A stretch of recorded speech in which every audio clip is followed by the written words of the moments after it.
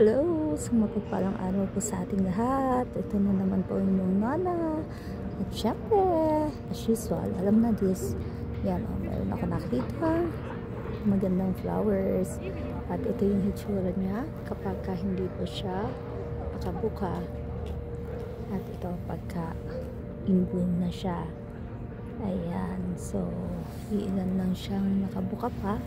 Sa ngayon, dito, sa kinakitaan ko sa kanya, pero may iba din siyang colors. Papakita ko sa inyo, may iba din nilang kulay.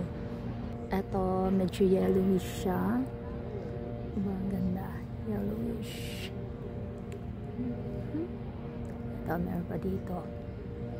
Ayan, mas kita yung pagkadilaw niya dito. And ayun yung isa pa na pink sa tabi niya.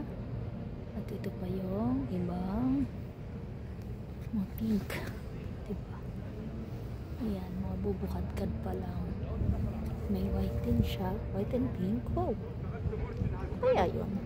Talagang white and pink o yun din yung magiging pink. I don't know how it works sa kanila. Pero maganda siya. Oh.